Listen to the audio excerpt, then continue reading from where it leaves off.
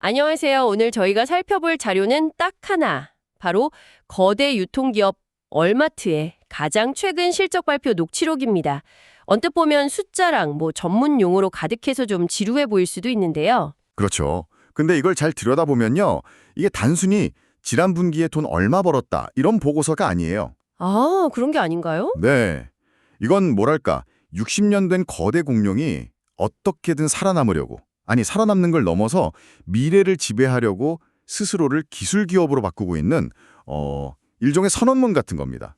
기술 기업 선언문이라. 와, 그거 흥미로운 관점이네요. 오늘 저희 목표가 바로 그겁니다. 이 녹취록의 행간을 읽으면서 월마트가 식료품 파는 회사가 아니라 코드를 짜는 회사로 변신하는 그 과정을 여러분과 함께 파헤쳐 보는 거죠. 과연 이 거대한 실험 성공하고 있을까요? 오늘의 이야기는 크게 세 가지 축으로 나눠볼 수 있을 것 같아요. 네. 첫째는 모두의 예상을 뛰어엎은 그 강력한 실적, 그리고 그 뒤에 숨어있는 아주 놀라운 새로운 고객층에 대한 이야기고요. 새로운 고객층이요? 네. 그리고 둘째는 이 모든 성장을 가능하게 하는 진짜 엔진, 바로 기술과 AI에 대한 월마트의 엄청난 투자.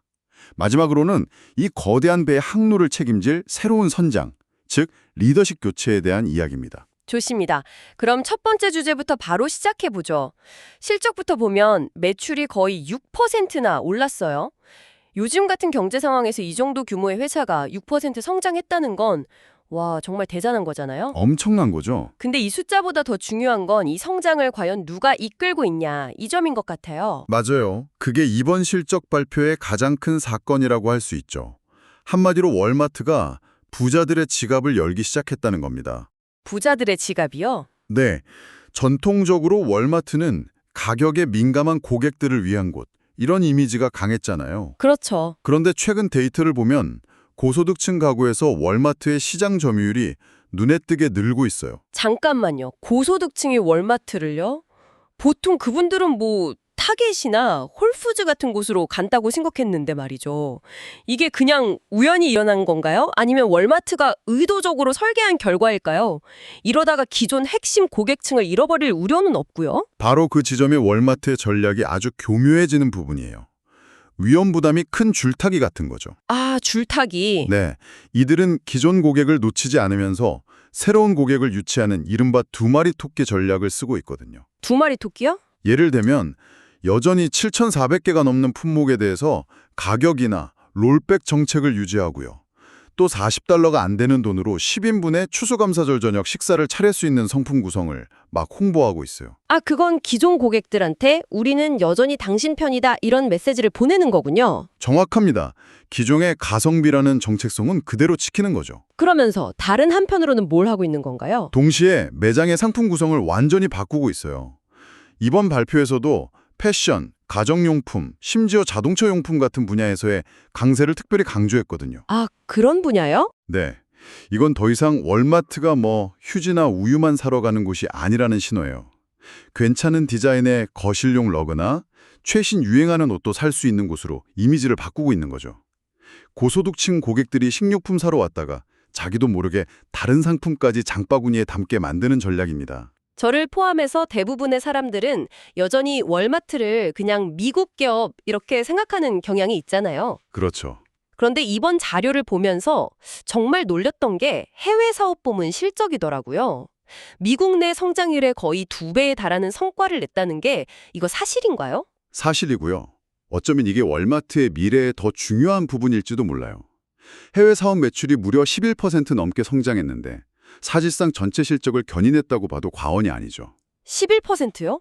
특히 주목할 만한 곳이 인도랑 중국입니다. 인도와 중국? 인도의 전자상거래 플랫폼인 플립카트가 연 빅 빌리언 데이즈라는 대규모 할인 행사가 있었는데 행사 첫날 하루에만 10억 달러. 하루 만에요? 네.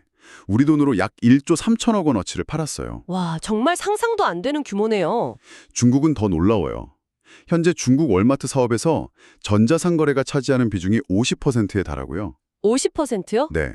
온라인으로 들어온 주문의 80%가 1시간 안에 고객 집 앞에 도착합니다. 1시간 내 배송이요? 그건 그냥 물류 시스템에 좋다는 수준을 넘어서는 것 같은데요. 그 정도 속도를 내려면 단순히 트럭이 많고 창고가 가까운 걸로는 불가능하잖아요. 이건 순전히 기술 역량이라고 봐야겠네요. 맞습니다. 그리고 이게 바로 저희가 이야기할 두 번째 주제, 월마트 성공의 진짜 엔진인 기술로 자연스럽게 넘어가는 지점이군요. 네, 완벽한 연결점이에요. 월마트의 전자상거래 성장률이 27%에 달하는데 이 숫자의 진짜 의미는 단순히 온라인 매출이 늘었다, 이게 아니에요. 아, 그런가요? 월마트는 이 전자상거래 플랫폼을 기반으로 훨씬 더 수익성 높은 사업들을 키워내고 있거든요. 바로 광고와 멤버십입니다. 광고라면 그 월마트 앱이나 웹사이트에 다른 회사 제품 광고를 실어준다는 건가요? 맞아요. 그런데 그 성장세가 무려 53%에 달해요. 53%요? 네. 그리고 월마트 플러스 같은 유료 멤버십 수익도 17%나 늘었고요. 이런 사업들은 물건을 직접 팔 때보다 마진율이 훨씬 높기 때문에 월마트 전체 수익성을 극적으로 개선하는 역할을 하고 있어요. 한마디로 고객을 끌어모으는 건 식료품이지만 진짜 돈은 기술 플랫폼 위에서 벌고 있다는 거죠. 요즘 어딜 가나 AI 하는데 사실 대부분의 기업들은 그냥 유행어처럼 쓰는 경우가 많잖아요. 그렇죠. 그런데 월마트는 정말로 AI를 사업의 핵심에 깊숙이 심고 있는 것 같아요. 구체적으로 어떤 일들이 벌어지고 있나요? 월마트의 AI 활용법은 크게 세 가지 영역으로 나눌 수 있어요. 첫째는 당연히 고객 경험 개선이고요. 다중모드 쇼핑 앱이라는 걸 개발 중인데 다중모드라니? 그게 좀 단어가 어려운데요. 듣는 분들을 위해서 좀 더 쉽게 설명해 주실 수 있나요? 예를 들어 제가 우유를 사고 싶을 때 이게 저한테 어떤 의미가 있는 거죠? 네, 정확한 질문이에요. 바로 그런 경험을 말하는 거예요. 음성으로 우유 담아줘라고 명령하고 SNS 인플루언서가 입은 옷을 비디오로 보여주면 바로 그 상품을 찾아주고 이런 식으로 쇼핑하는 방식을 훨씬 더 직관적이고 다양하게 만들겠다는 거죠. 아하, 그렇군요. 프로는 챗 GPT랑 대화하다가 월마트 물건을 바로 살 수도 있게 되는 건가요? 예를 들어 이번 주말에 바비큐 파티 할 건데 필요한 것 좀 추천해줘 라고 하면 알아서 장바구니를 채워주는 식으로요? 지금은 시작 단계지만 그게 바로 월마트가 그리는 큰 그림입니다. 대화형 쇼핑 경험을 완벽하게 통합하려는 거죠. 와... 그리고 마지막 세 번째가 가장 중요할 수 있는데 바로 내부 효율성 증대입니다. 내부 효율성이요? 현재 월마트에서 새로 작성되는 소프트웨어 코드의 40% 이상을 AI가 돕고 있고요. 수많은 물류 창고를 자동화해서 배송 비용을 획기적으로 낮추고 있어요. 아까 말했던 중국의 1시간 배송이 바로 이런 로봇과 코드 덕분에 가능한 거군요. 바로 그거죠. 마법이 아닙니다. 와, 이게 무슨 공상과학 영화에나 나올 법한 이야기 같은데 이미 현실에서 그것도 칠레에서는 테스트 중인 서비스가 있다고 들었어요. 카리토 리스토라고요. 이건 뭔가요? 정말 흥미로운 사례예요. 우리말로 하면 준비된 장바구니 정도가 될 텐데요. 준비된 장바구니? AI가 고객의 평소 구매 패턴을 분석해서 다음 주에 필요할 식료품 목록을 미리 예측해요. 그리고는 고객에게 왓츠앱 메시지를 보내죠. 이번 주 장바구니를 이렇게 준비해봤는데 이대로 주문하시겠어요? 라고요. 제가 직접 검색하고 고를 필요도 없이 AI가 알아서요. 물론 수정은 할 수 있겠지만. 그렇죠. 물론 목록을 빼거나 더할 수 있어요.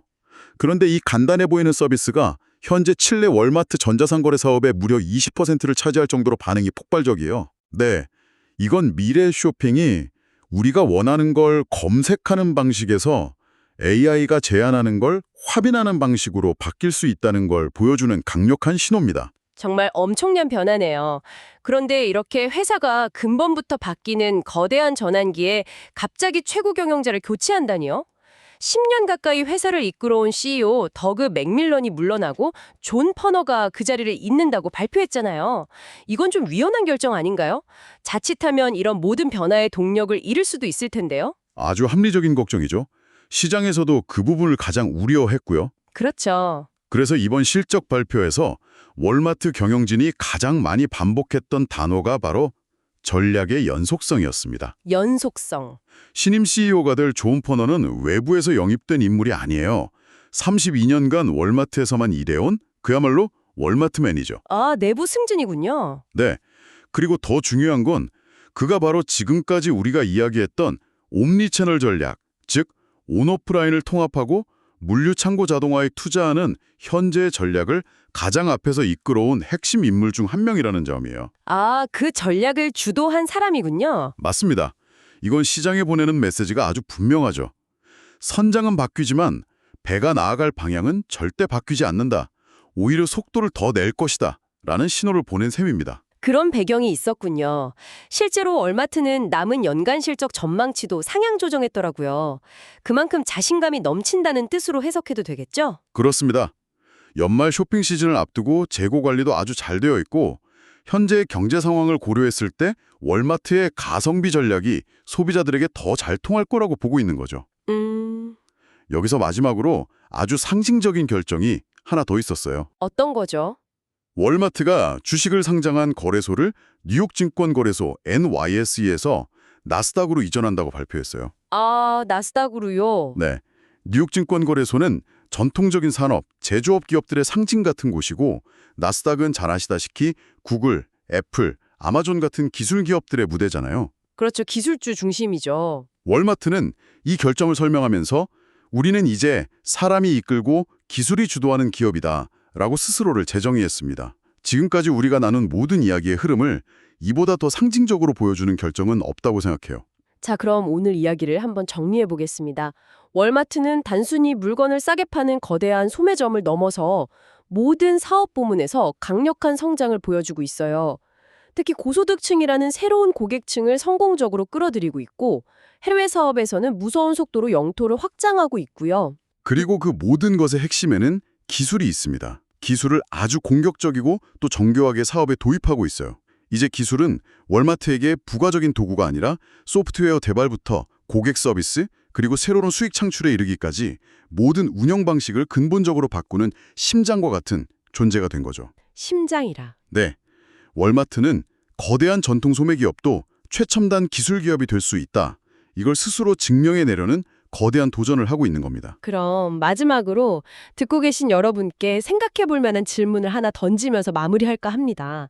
오늘 저희가 살펴본 것처럼 머지않아 AI가 나의 쇼핑 습관을 나보다 더 잘 파악해서 내가 필요하다고 느끼기도 전에 알아서 장바구니를 채워주는 그런 편리한 시대가 올 겁니다. 하지만 모든 것이 예측되고 자동화되는 이런 소매 환경이 일상이 될 때 우리는 무엇을 잃게 될까요?